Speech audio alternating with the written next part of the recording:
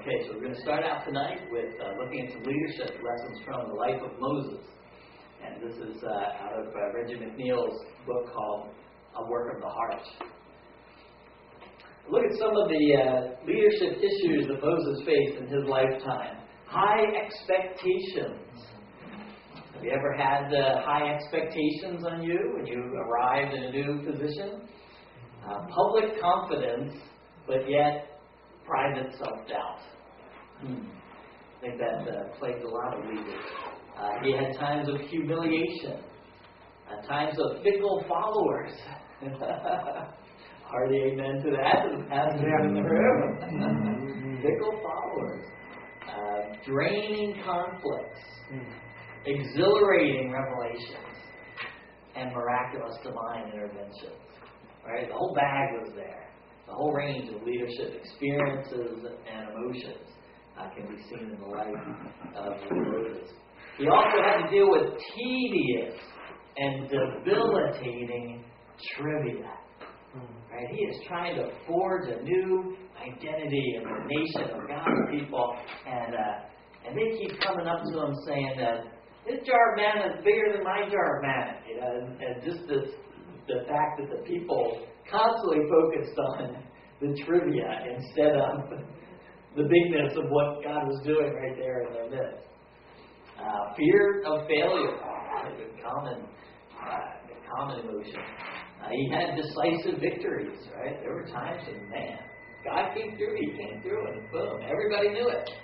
The victories were very clear. He had leadership team conflicts. Imagine that. Leadership team conflicts. Frustrating setbacks. He had periods of very intense loneliness as part of his preparation for leadership. And above all, we can certainly say this about Moses, he had a very privileged relationship with God. All right, let's look at the sovereign beginnings. We're going to talk in the teaching we'll do right after this, and then certainly we'll have a hard look at that as we do the timeline exercise a little bit later on tonight. Sovereign beginnings, right? Your parents, your situation, where you were born, the whole deal that you had no control of. Here he's born the child of a Hebrew slave and adopted by Pharaoh's daughter. That doesn't happen. But yet it did with Moses. So right from the beginning of his life, there's a sense of destiny. This is a special child. This is a unique child, chosen for God for a life mission. And Miriam and Aaron form a leadership team with Moses to liberate the nation. So his family is involved in part of this as well. He had what you might call a false start. Anybody ever had what they might call a false start in leadership? Get into something and it just doesn't quite work out, doesn't pan out. It can really throw you into a bit of confusion over the whole calling thing, and am I even supposed to be a leader? Here, Moses is being groomed, to be a leader of the nation of Egypt, and here he seethed with anger at the Egyptians and the way they were treating the Hebrew slaves. He commits murder, right? An act of just passion and youthful. What's the word I'm looking for? When you do something, spur of the moment. No, that's wrong. When you do something without thinking of the consequences. Impulsive. Yes, there you go. Youthful impulse.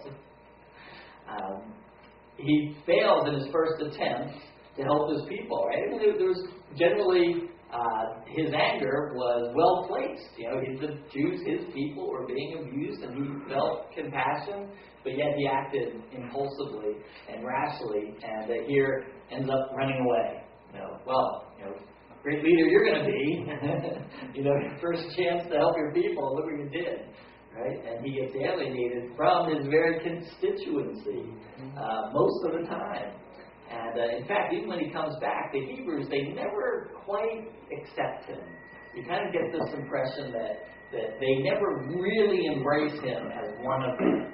And maybe it was because of his privileged upbringing, which none of them enjoyed. But there's the sense that even among the people he's called to lead, they never really maybe embrace him completely. Early leadership lessons. Failure of early attempts, right? He's driven by causes and takes personal risks. He's consumed by passion. He overplays his ambition. Have you ever been a young leader or been involved with a young leader who maybe their ambition was just a little bit misplaced? They weren't quite patient enough to see God bring them into the fruition of their ministry, but tried to force it too early. Seen that happen? What's the result of that usually? Yeah, it's not good, generally. It's not good. Sometimes it can knock that person out completely.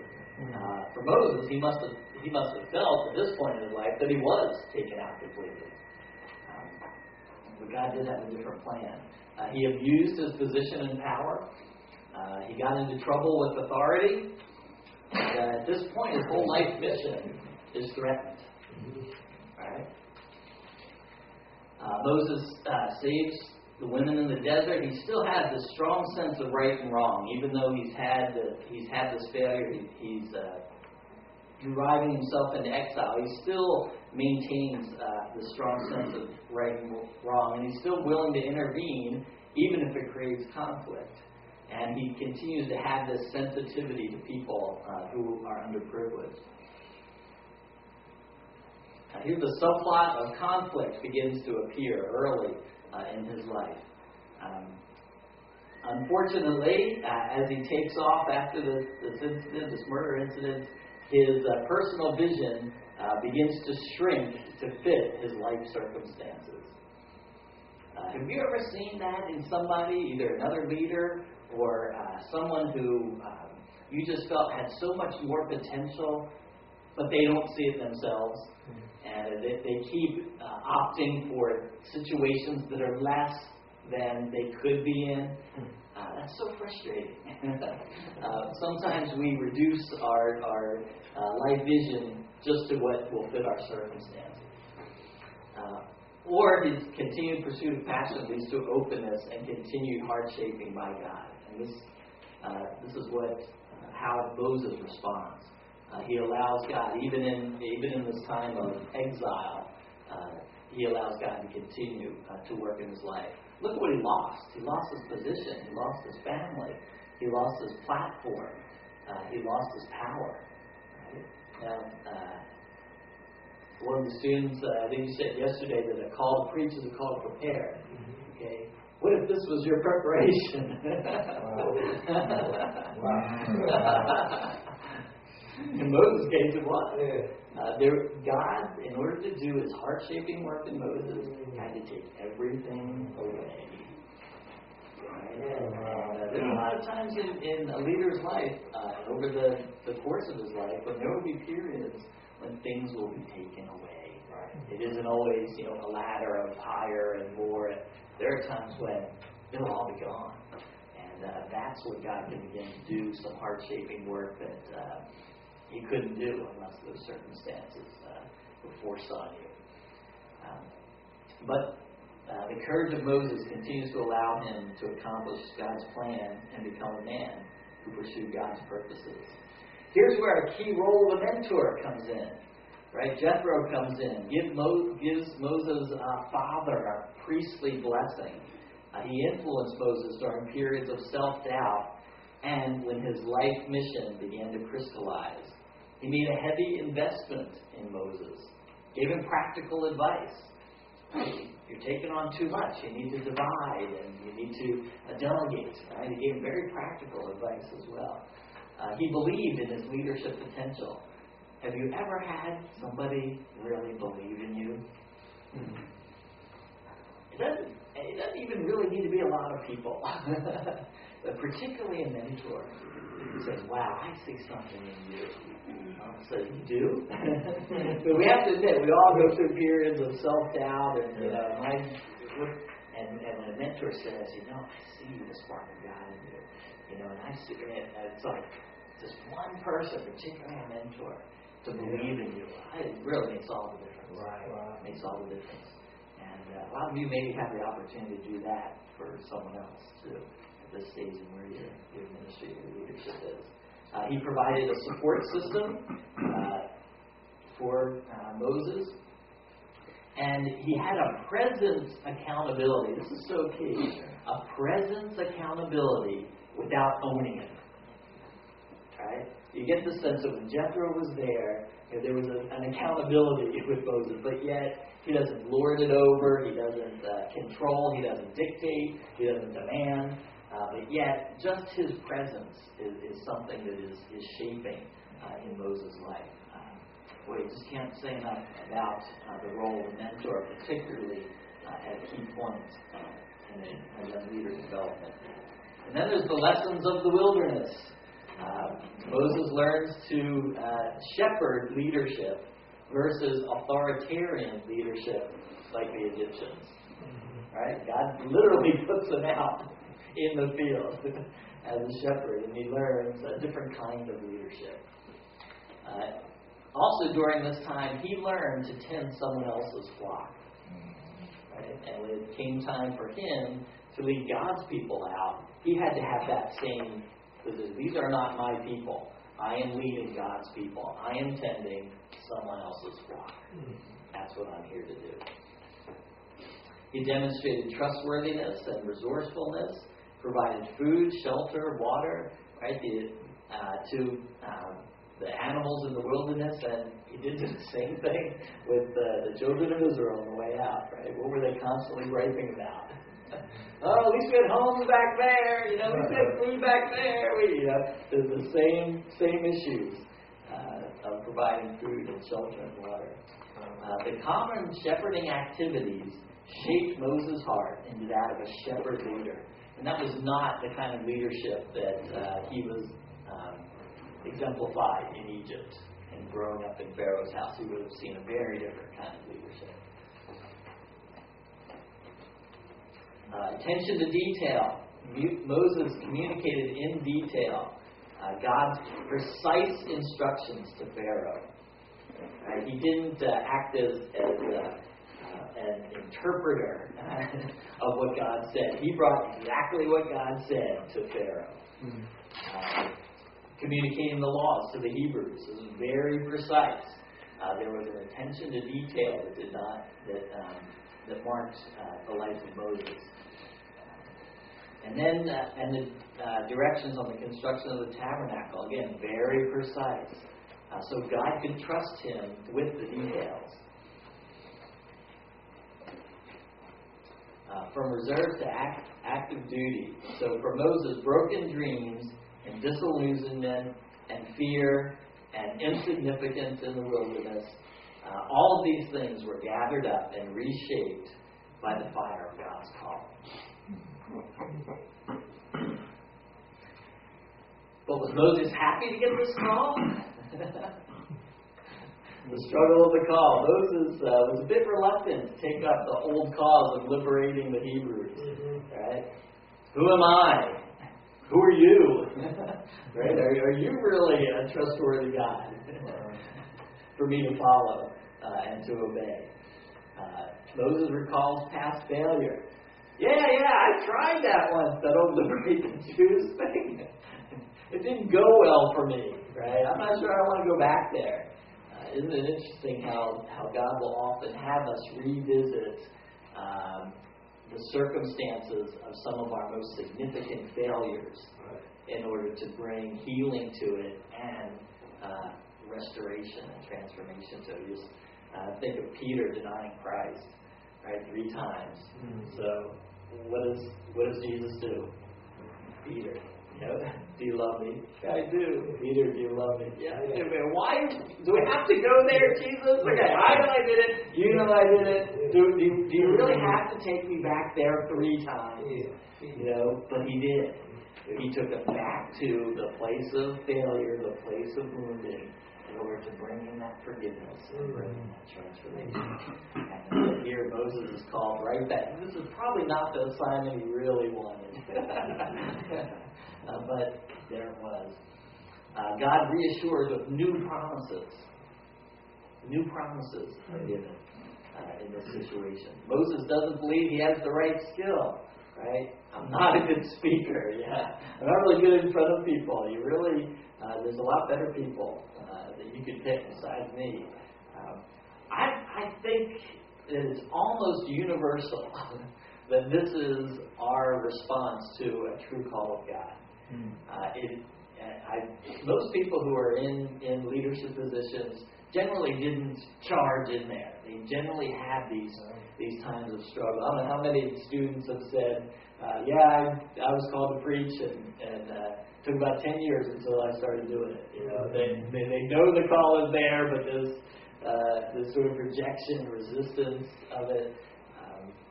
When God calls you to something, He generally calls you to something beyond what you've ever done before, and apparently beyond your limits, because He doesn't want it to be about you.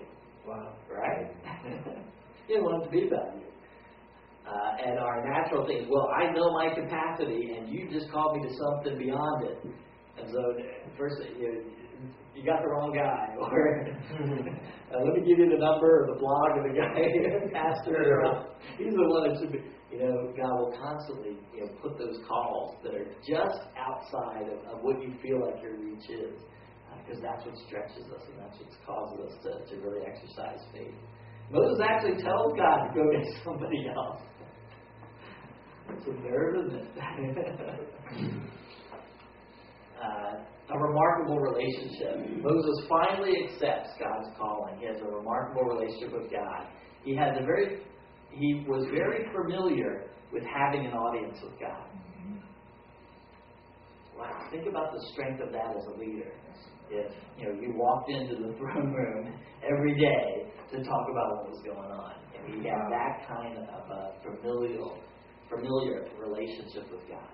He was used to being with God often, and he heard from God clearly. He had a great friendship with God. He had a reliance on God that really became the signature of his leadership.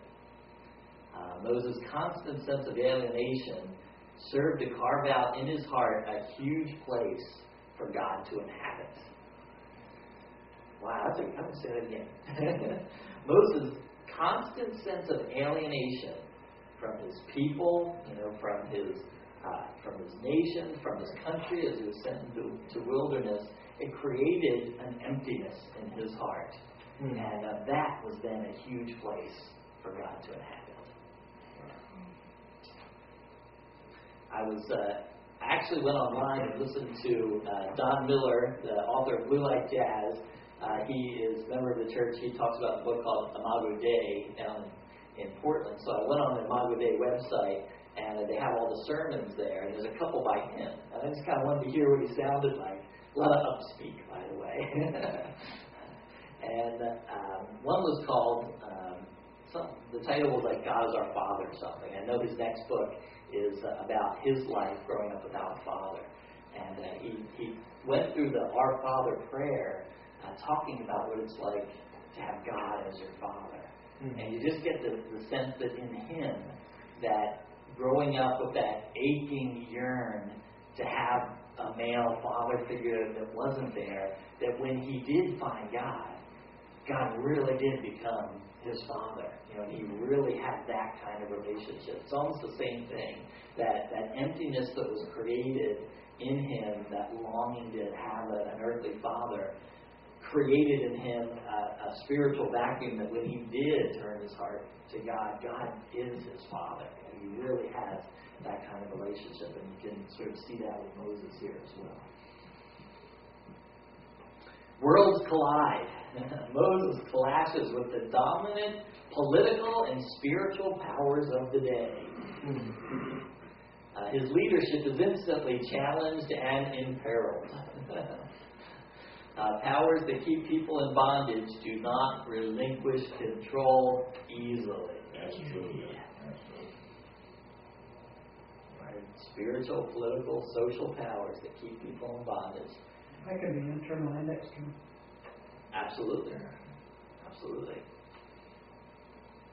And I think one of the most wonderful things that Rick Warren has done is the whole Celebrate Recovery. I was telling you about my roofer friend, the ex, he's recovering alcoholic and all. He really does not want to go to church. Because when he was recovering, when he was in AA a couple people, your higher power, they had him invited to, and he said when people, at the churches he went to found out he was a recovering alcoholic, it was like immediately something was wrong with him. Wow. And so he's like, I'm not going back there. I'm not going near those kind of people. The fact that, that through Celebrate Recovery, where we've got to admit we're all broken people. We're broken in different ways. And to be able to through the church, face some of these addictions and some of these bondages that people are in, I think is a wonderful thing. Anyway, okay, God continually assures and communicates with Moses. He doesn't just give the command one time and then go away. I'm glad that Jesus didn't either. Go and make disciples of all nations. Okay, that's a big one. That's going to take a long time. That's going to take a lot of effort. But then he says, and I'll be with you. Oh, okay. All right. All right, I can go now. But, it isn't just a command. This is just like me telling, you've got assignments for 10 weeks and see you back then. What if I went along with you and sat by you and helped you? That's what God does. Moses seeks God's reputation, not his own agenda. Right? He is jealous for the reputation of God among the Jewish people and among the Egyptians. Fickle followers. Moses endures criticism and opposition from the very people he's trying to liberate. The very people he's trying to liberate. Criticize and oppose him. When difficulties are encountered, people idealize the past. Our old pastor, he was good. He was. Have you ever gotten that? The sort of starry-eyed, our former pastor. And we can always idealize the past when we have struggles in the present. And they certainly did that with Moses, didn't they? Boy, we were much better off. We were much safer the way we were.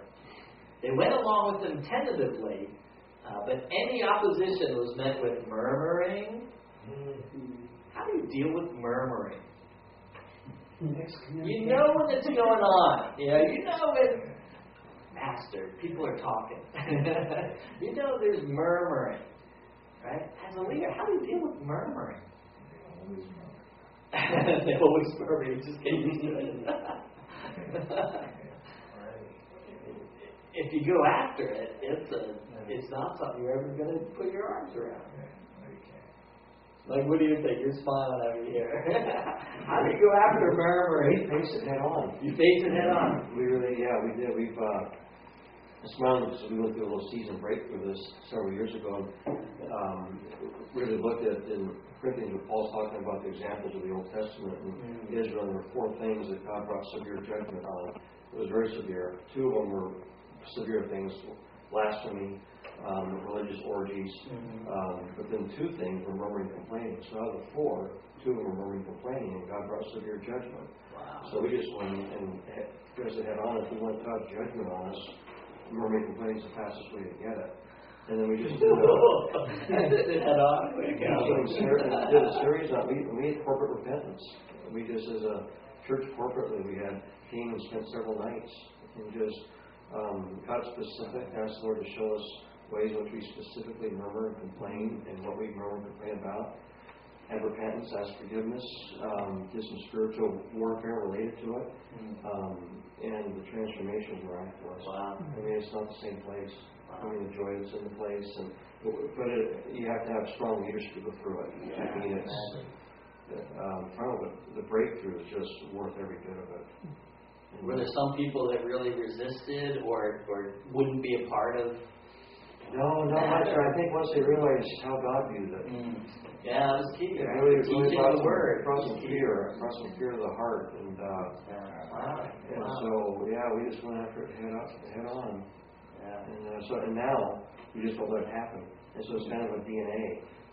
Everyone watches out for it. We just don't let that happen. Sort of a vigilance. Yeah, and it kind of established a DNA within the church. I think that's a lot of what Reformation is, isn't it? Just kind of getting God's DNA into the church. And so, I just went through a season that for that breakthrough. Yeah. That's critical. I mean, how are we going to be a real witness to the world where people don't complain? Right. I remember a couple of times, years ago, in particular, one time, we were talking about building our first church. And we had purchased a little building that had been a liquor store. We bought it, turned it to a church. And that's what we were going to build around, Mm-hmm. And we had started talking about building, and we started getting some money, some sacrificial money. And that was a murmuring. And it was started by one particular fellow, who at that time was on my deacon board, because I dismissed him. But long story short, I walked right down in front of him. He was sitting on the front pew. I stood right in front of him. Small place. It was only 23 feet wide at that time. And I forgot how much, 45 feet long. But I stood right in front of him. And I said, now it has come to my hearing. And I was. And there was a brother standing right in front of him. Because everybody to whom he had spoken knew who it was. Right. I never called his name.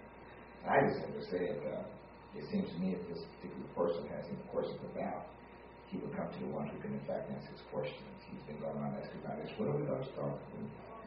Do you think that this fellow really wants to know when we're going to start? Another time, and he never said a word. I said, now if he has a question, let him now ask. So everybody's looking at me. That killed him dead in the water. Another time, I met with some leaders about something. And any questions? I had any questions. We went over some things. I think we probably do the same thing. I said, now, if anyone has any question, after we adjourn the meeting, don't ask them to take them by the hand and bring them to me. Because I'm giving everybody an opportunity to ask everybody an opportunity. I hadn't gotten in my office and closed the door. That brother came directly up, brother. He did. I mean, that killed the whole idea of it, So I think when people learn to just talk, it kills the spirit of the moment. If people just have a question, ask. Right. And so that was one way we did it. I wish I had known it was smart enough for your way, but at that time, I was smart enough. I just figure repentance has to always be in it somewhere. Well, you're right. But at that time, I was young, Yeah, thank you. You have an article in your packet you gave us that includes Kansandy with Peacemaker Ministries. Right. And Conflict. the organization there helps resolve conflict and then helps in the restoration of the church. And peace that addresses what you're describing here is their Peacemaker Pledge, which basically says, I will not gossip, and I will not, and you go right down the line, and then the members sign on the line when they join the church. If they're already in the church, then they go back and reinvent the wheel, and then they have the existing members also sign on the line. This is what they'll call Matthew 18 and how that is all put into place. And that works. And then another piece of that restoration, not from the Sandy organization, but another organization, is the Solemn Assembly, which Mike has just described in a sense from out of the Old Testament, and where everybody comes together and they confess, what they have been doing and what they have been saying. And that's the old expression from the 60s, that they come to love you at that point. After, when it's done in a correct way, respectful way, and a confidential way. Nothing goes outside the door of the church. That discussion. That book that it's got, that book Peacemaker, and it also helps keep you from going over that line when stuff is going on too, like the personal attacks towards you. Because I went through that, and I'm telling you, when I went through that book, that thing, whoa. It really helped me, man. Turn you upside down, right side up. Yeah, I should get that. It's fantastic. What's the name of it? Peacemaker. Is that Peacemaker? Peacemaker. You have time library? I don't know. Pardon me? It's the best book you can have, man, as far as dealing with conflicts and all that stuff. Resolve conflicts, That's good, especially because when you're attacked, right? What's the first thing you do? You defend.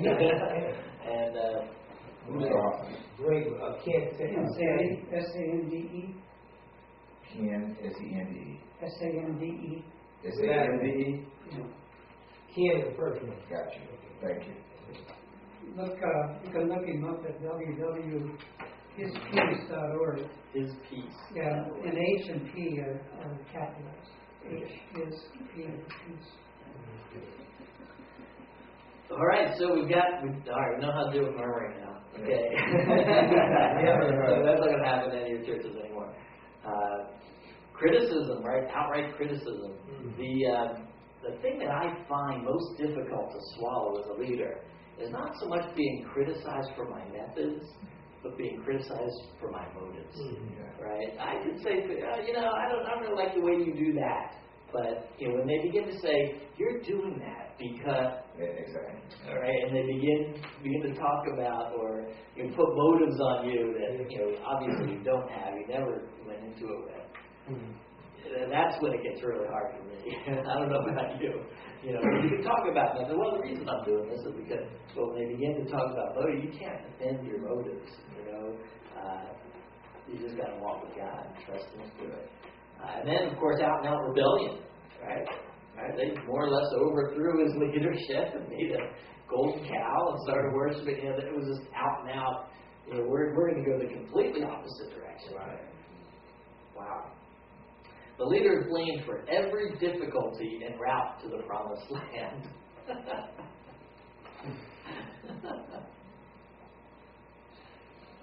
Lessons for Moses. Moses' heart grew each time he interceded for his people. I mean, he really went to bat for them, and a lot of times they didn't deserve it. But he continually went to bat before God. And that each time he did that, his heart grew for the people that he was leading, even when they were murmuring, criticizing, and rebelling. Moses threw his lot in completely with his people, right? He marched out into the desert with them, right? Marched through the Red Sea with them. Well, actually, he was on the top of that, but you know what I mean. People sense when, sometimes in professional ministry, a pastor will get into a church and people will know, he'll know, this is just a stepping stone. He's here for a while, but really, he's got his eyes on, and he's not thrown his lot in here with these people. And they know that. It's hard to lead.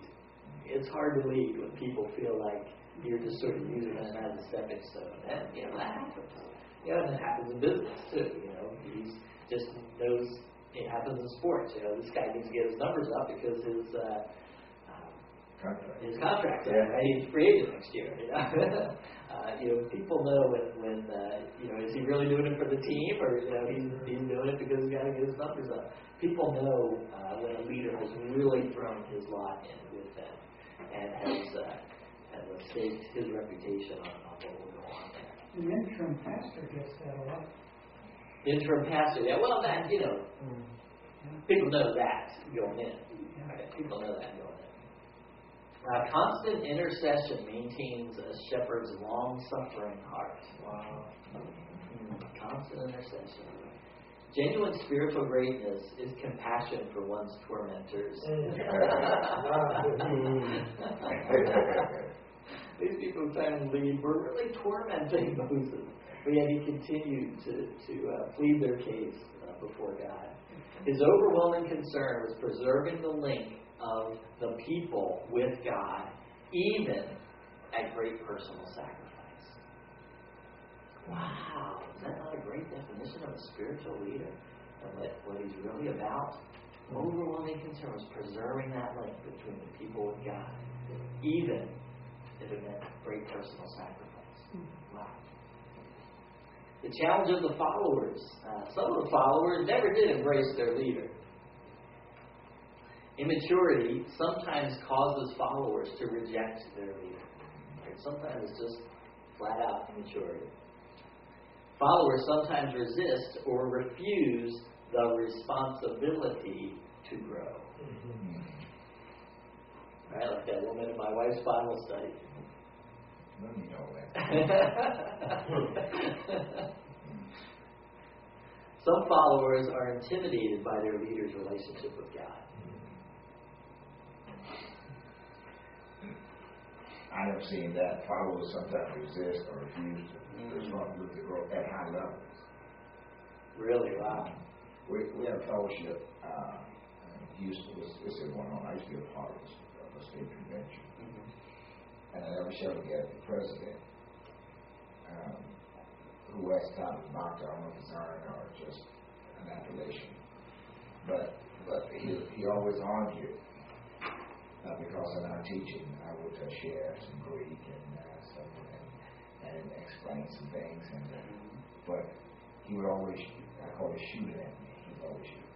He would get up and say, now these brothers with all this Greek and stuff, we don't need all of that.